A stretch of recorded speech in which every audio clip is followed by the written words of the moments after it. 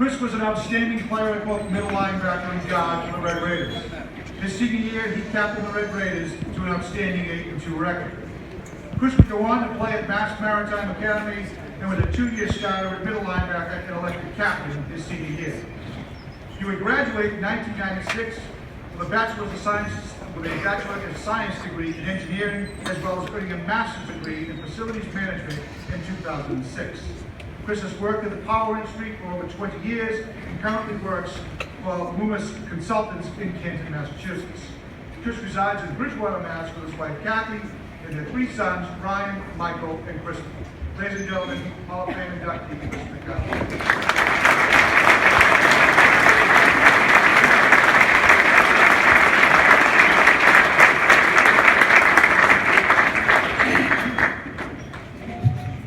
Thank you, Bob.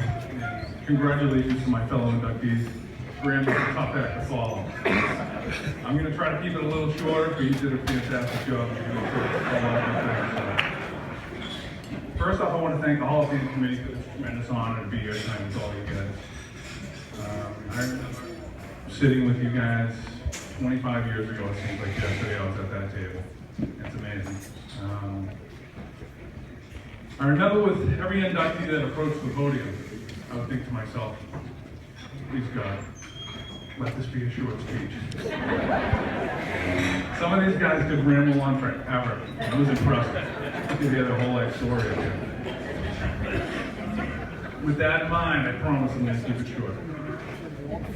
My experience at NQ was and remains very memorable to me. It's so funny to be here tonight with Graham, guys that I played against, and folks that I hear their names and faces. It's been so long, but there's a tremendous amount of respect between us, regardless of how much we hate each other on the field.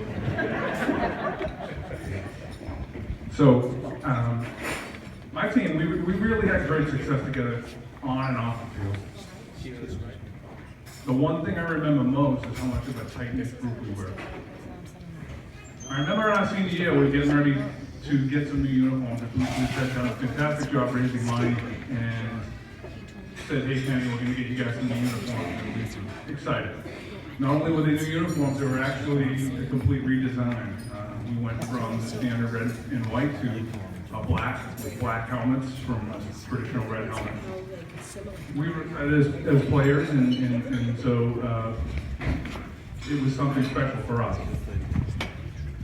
I remember Coach McPhee approached the 4 captains and he said, you guys want to put your names on the back of these jerseys because we have some extra money and I think we could do that.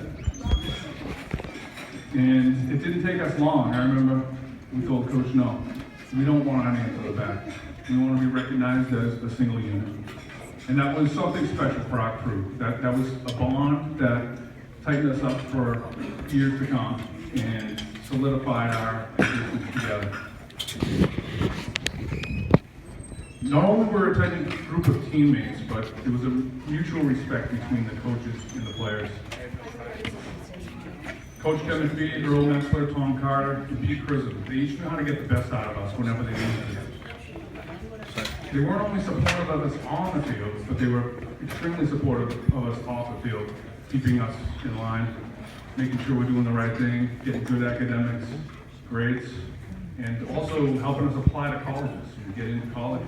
Kenny, you were instrumental in getting me into Maritime. With the grades I had, there was no way I was getting in.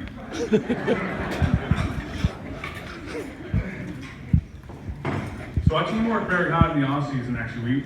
We had a lot of talent, and not to brag, but we had a lot of talent, and we were expected to do a lot. And frankly, we had high expectations of ourselves. We actually got a strength conditioning coach that year, which was, I think, something that you couldn't rival in a high school football atmosphere. Frankly, we had parents calling saying, this is too much for my kid. But Chris had us in the best shape we could ever be in, ready to go. And we had, like I said, high expectations of ourselves. We expected to be undefeated, frankly, in this league. We went 8-2. It was a great season. It was an actual tough league. The Old Colony League that we transitioned to, Graham, I'm sure you can attest to that.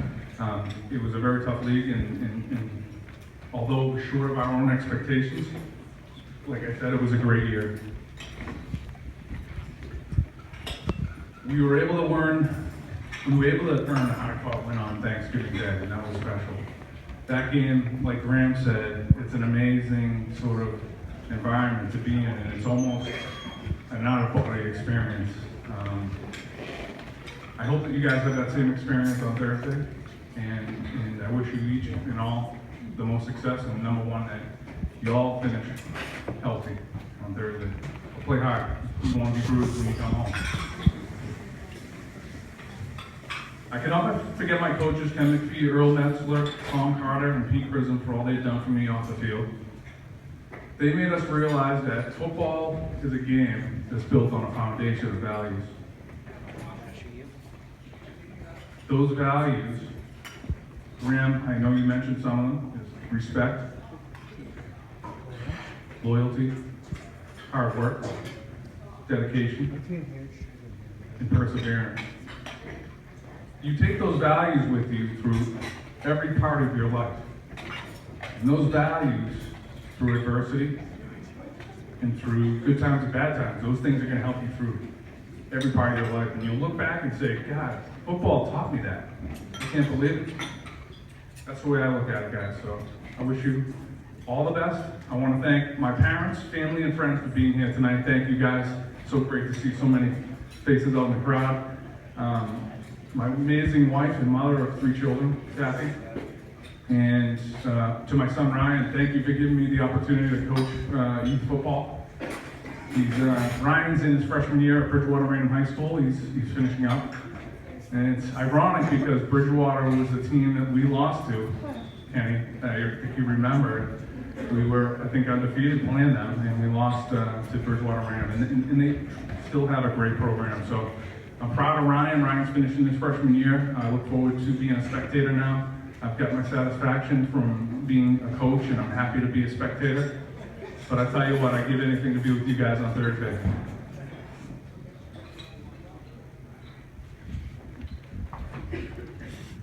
I hope, like I said, that you guys finish the game Thursday, be able to go home, look in the mirror. The number one thing we always said to each other is go home, look in the mirror, and say that I left it on the field regardless of the scoreboard. If you can do that, dinner's going to taste good. Okay? So best of luck to you guys. Thank you again for this tremendous honor, guys, and happy Thanksgiving to everyone.